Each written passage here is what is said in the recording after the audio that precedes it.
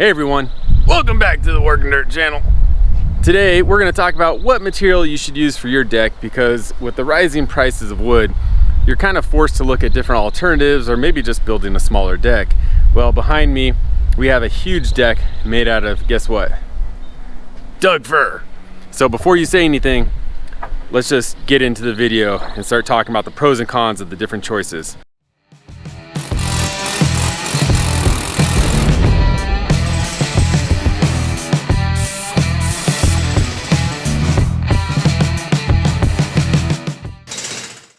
Starting this thing, you guys are probably wondering what wood you should buy. I mean, this is a huge decision to make because it's not cheap, it's going to last a long time, and you want to, make your house look good.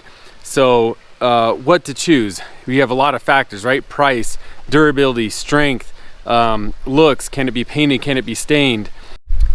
All right, now considering our options at hand, they were redwood 2x6s, Doug fir 2x6s, or a 1x6 offered by Trex Decking, which is a composite decking. There's many other brands out there, and then there's also your hardwoods like tiger wood, ipe. Those are usually like a 1x6 material, but those were a special order product, and we don't have that kind of time on this project because our customer wants the deck done before the summer hits so the family can use it and go down to the pool and so on and so forth.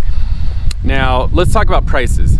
And starting with your exotic wood like ipe or tiger wood, we can get that, and that's usually $4 to $8 a linear foot. That's a pretty big range, but it is very pricey stuff. Next, you have composite decking.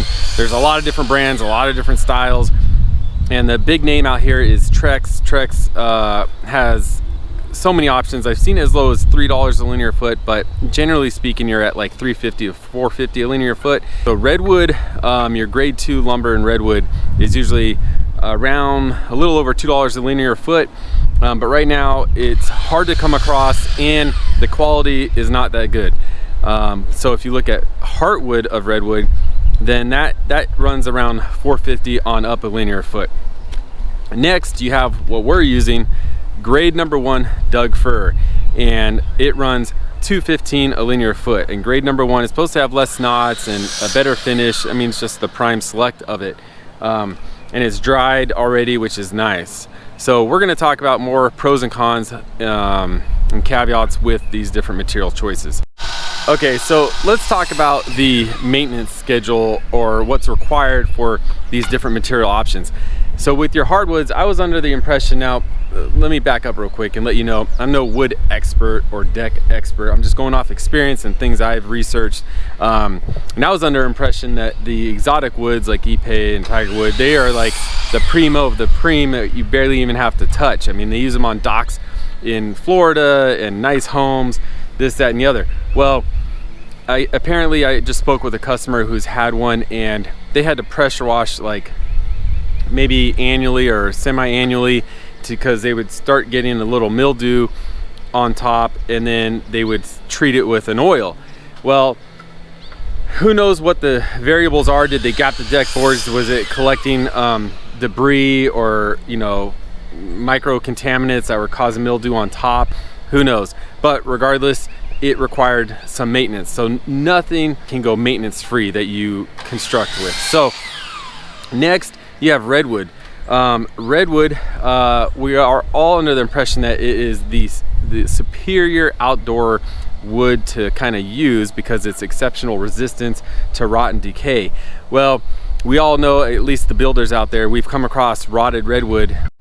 Okay, so check this out. I want to show you. We have 2 pieces of the old deck that we removed. I actually went a little dumpster diving to pull these out for you, because the cool part about doing a little demo is doing a little forensic science and seeing why things went bad. So this was an older part of the deck where the stairs were, people would come out, and put their shoes or whatever. But it was kind of a corner area, so leaves would kind of pile up there and dirt would pile up there. And if you don't clean periodically, then all the dirt and leaves just sit in there and hold the moisture, and then that's what ends up building fungus or whatever and rotting. Because here they have the deck guard. Surprisingly, back then they actually used some of this weather guard, tar paper, whatever you want to call it, And here on a newer portion where they rebuilt the deck or whatever, they use guard, joist guard, and the joists still look good. They were pressure treated, but the redwood, I'm pretty sure this is redwood. Yeah, it's still rotted. And so even if you use an exterior wood, like a lot of things, if you don't maintenance it, you know, doing your annual painting or sealing or pressure washing, then things just build up on it and they hold moisture, and then fungus grows and it starts to get overtaken. So no matter what product you use, at some point, you know, it's going to wear down. And I think on average, if you take an inferior product but take care of it better, I think it will outlast a superior product that's not taken care of. Now that's generally speaking, so take it with a grain of salt, but you get what I'm getting at.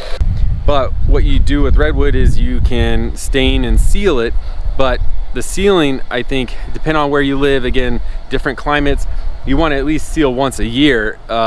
If you do semi-annually, I think that's preferred. And I had a friend with a nice deck, and they would do it annually, and man, over the years, like a 15, I don't know, it was maybe 20 years old, it just had a nice rich hue color to it. It looked really nice, and all because they took care of it every year. Then you have your composite decking, and of course I haven't installed some composite decking in a while, and I know the technology has improved a lot, but I have seen scaling, I've seen a lot of fading, I've seen warpage, and I'm sure you can Google on the internet, there's some horror stories of how bad it could be. But again, all materials truly depend on how they're installed. A lot of the longevity comes from the craftsmanship that puts them together.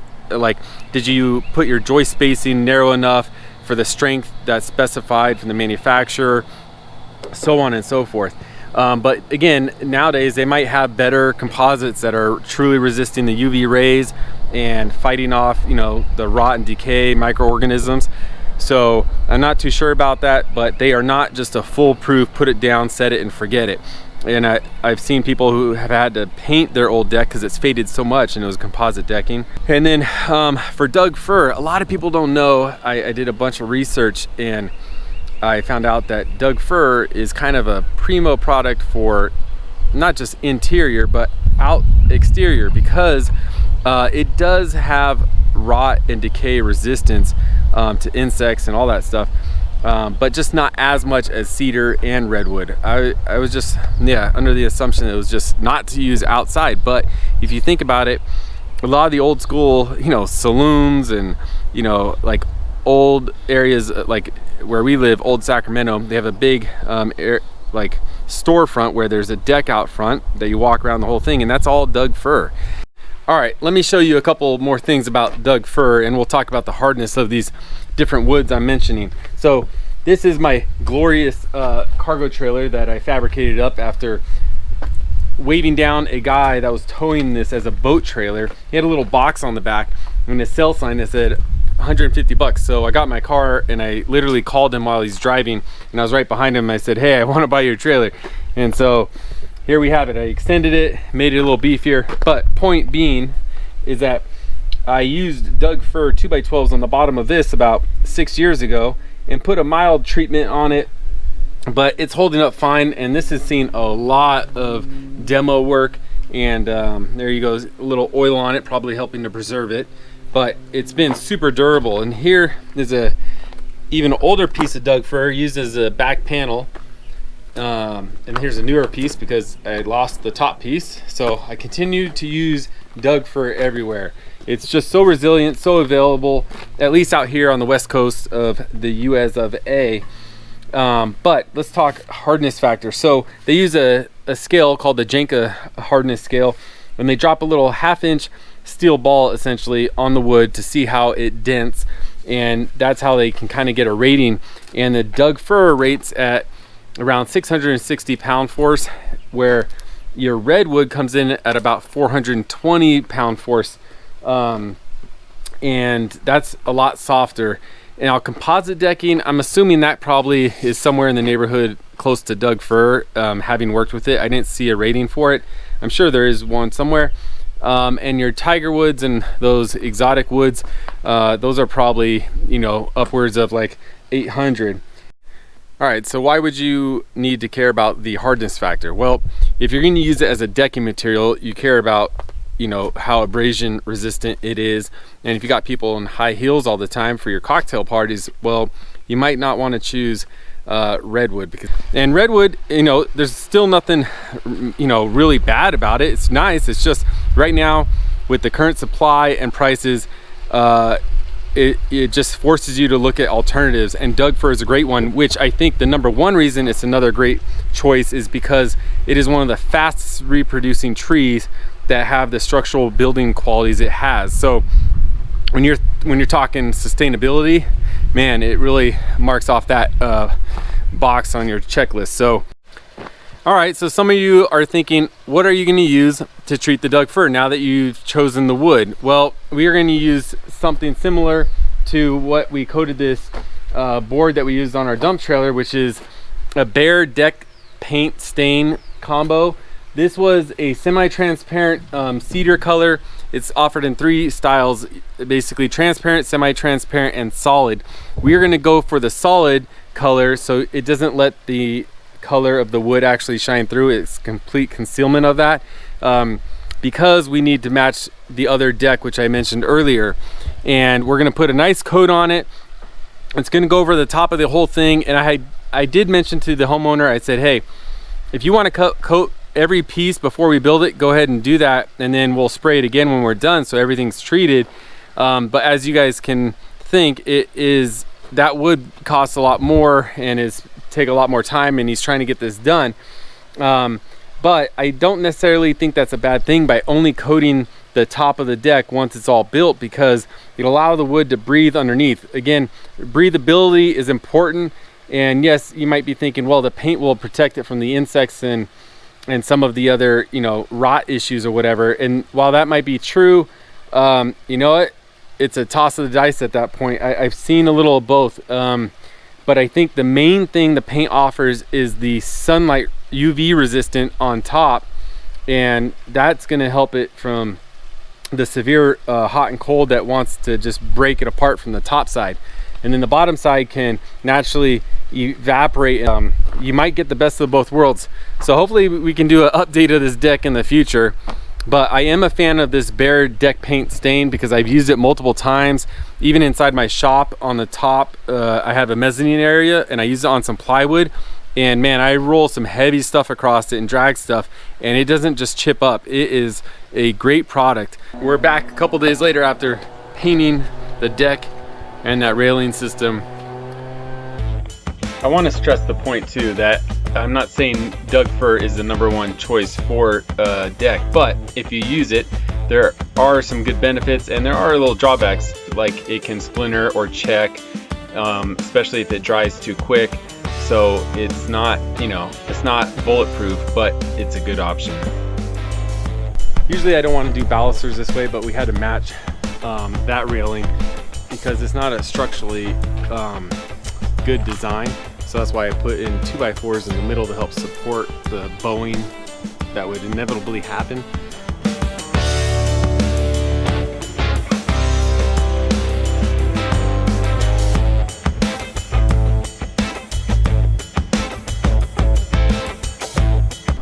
Remember I was talking about grain.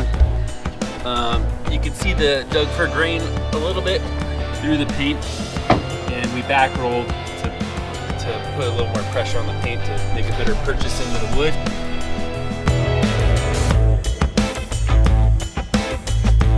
You like the gates, Mr. Homeowner? And Rose likes it, huh, Rose? Aw, you heard my voice, King?